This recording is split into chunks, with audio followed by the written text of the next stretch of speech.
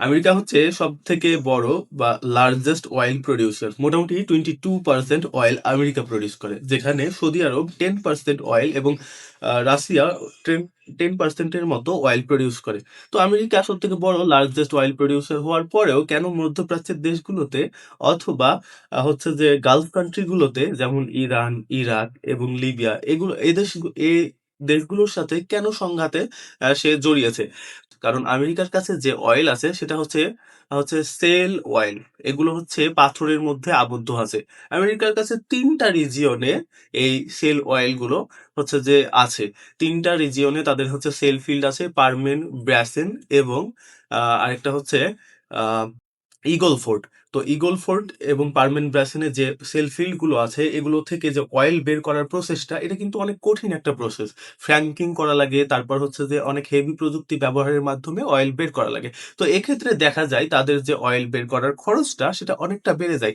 যেখানে সৌদি আরব ১ ব্যারেল হচ্ছে অয়েল বের করতে মোটামুটি $৩ থেকে $৬ খরচ করে। ঠিক একই জায়গায় যখন আমেরিকা অয়েল বের করে, ১ ব্যারেল অয়েল বের করে তখন সেক্ষেত্রে তাদের খরচটা হয় মোটামুটি $৬০ মতো।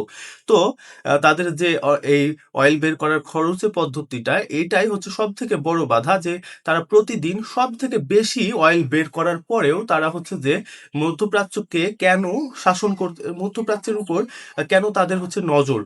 তারা হচ্ছে মধ্যপ্রাচ্যের সাথে যে চুক্তিটা করেছে যে তাদেরকে মিলিটারি এইড দিবে, মিলিটারি সাপোর্ট দিবে, তাদেরকে নিরাপত্তা দিবে এবং তার বিনিময়ে তাদের যে অয়েলটা আছে সেটা ডলারে বিক্রি করা লাগবে। পেট্রো ডলার যে সিস্টেমটা আসলে। তো পেট্রো ডলারের যে সিস্টেমটা এই সিস্টেমের মাধ্যমে যেটা করা যাবে সেটা হচ্ছে যে অতিরিক্ত পরিমাণে ডলার ছাপানো যাবে।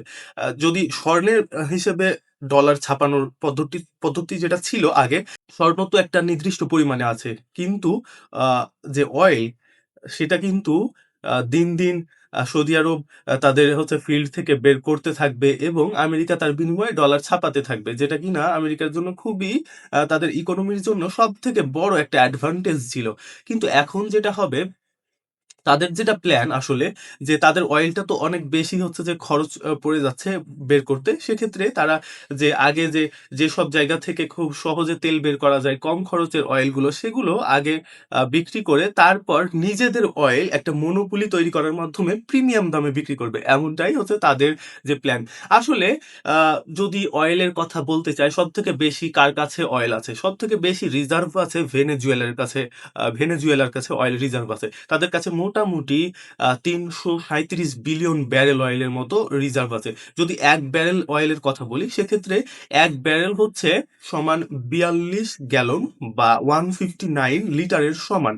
তো ভেনেজুয়েলার কাছে এত বেশি অয়েল থাকার পরেও কেন আমেরিকা তো ভেনেজুয়েলাকে হচ্ছে যে তাদের হচ্ছে যে তাদের দখল করেছে কিংবা তাদের আমেরিকার সিস্টেম অনুযায়ী ভেনেজুয়েলা চলে। কেন তারা হচ্ছে মধ্যপ্রাচ্যের তেল নিয়ে বেশি আগ্রহী? সেটা হচ্ছে ভেনেজুয়েলার যে তেলটা সেটা হচ্ছে আ অনেকটা গাঢ় অয়েল। এই ক্রুড অয়েলটা অনেকটা হেভি। তো এটার প্রসেস পদ্ধতিটা অনেক হচ্ছে যে আ খরচে এবং কঠিনও। আর আব এই অয়েলটা আরকি হচ্ছে যে কোয়ালিটি ভালো না। কিন্তু সৌদি আরবের যে অয়েলটা সেটা হচ্ছে কোয়ালিটির দিক থেকেও ভালো আবার সৌদি আরবে মাটির নিচে যে প্রেশার তো এটা অনেক বেশি। সেজন্য অয়েলটা যে হচ্ছে যে উত্তোলন করা এই প্রসেসটা খুব সহজ। পাইপ লাগাও এবং অয়েল হচ্ছে যে উপরে তুলো এবং এটার খুব বেশি হচ্ছে যে পরিশোধন করার প্রয়োজনও নেই। তো এক্ষেত্রে সৌদি আরবের অয়েল কিংবা মধ্যপ্রাচ্যের যে আ দেশগুলো আছে গালফ কান্ট্রির অয়েলগুলো এগুলো অনেক বেশি কোয়ালিটির দিক থেকে ভালো। আবার যদি বলি হচ্ছে ভেনেজুয়েলা প্রতিদিন মাত্র ৭ লাখ হচ্ছে যে অয়েল প্রোডিউস করে। কিন্তু একই সাথে আমেরিকা হচ্ছে সবথেকে বেশি ১৩.৪ মিলিয়ন বা হচ্ছে যে 13.4 মিলিয়ন বা ১৩,৪০,০০০ এর মতো ব্যারেল প্রতিদিন বের করে। যেখানে সৌদি আরব বের করে ৯.৫ মিলিয়ন আবার রাশিয়া বের করে ৯.২ মিলিয়নের মতো। আবার রাশিয়ার তেলের কথাটা যদি আমি বলি তাহলে সেক্ষেত্রে হবে রাশিয়ার যে তেলটা এটা একটু কম খরচ পড়ে আমেরিকার থেকে। তাদের মোটামুটি $১৫ থেকে $২৫ পড়ে হচ্ছে ১ ব্যারেল অয়েল বের করতে। কিন্তু তাদের উপর আমেরিকা যখন থেকে স্যাংশন দিয়েছে তখন থেকে আ তাদের এই আ খ খরচটা একটু বেড়ে গিয়েছে। তাদের শিপিং খরচ, তাদের ইন্সুরেন্স খরচ সব মিলিয়ে এখন তাদের ১ ব্যারেল অয়েল বের করতে খরচ হয় মোটামুটি $৪০ এর মতো।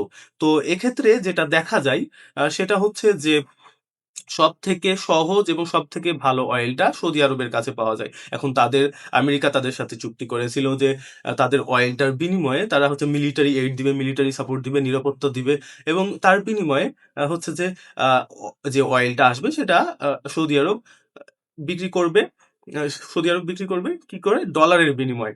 সেক্ষেত্রে ডলারের ভ্যালুটা বেড়ে যাবে। ডলার স্ট্রং হবে। আর ডলার যদি স্ট্রং হয় তাহলে আমেরিকার ইকোনমি স্ট্রং হবে। এভাবে আমেরিকা হচ্ছে নিজেদের কর্তৃত্ব পৃথিবীতে বজায় রাখবে।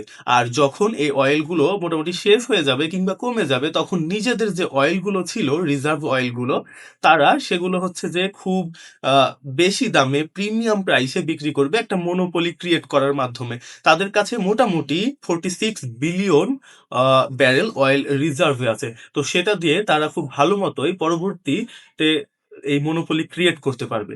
এজন্যই হয়তো আমেরিকা এখন মধ্যপ্রাচ্যের উপর আগ্রাসন চালাচ্ছে এবং পরবর্তীতে আ নিজেদের যে অয়েল সেটা রিজার্ভ অয়েল সেটা বিক্রি করার মাধ্যমে নিজেদের ইকোনমিকে আবার স্ট্রং করে ধরে রাখবে। আশা করি বুঝেছেন।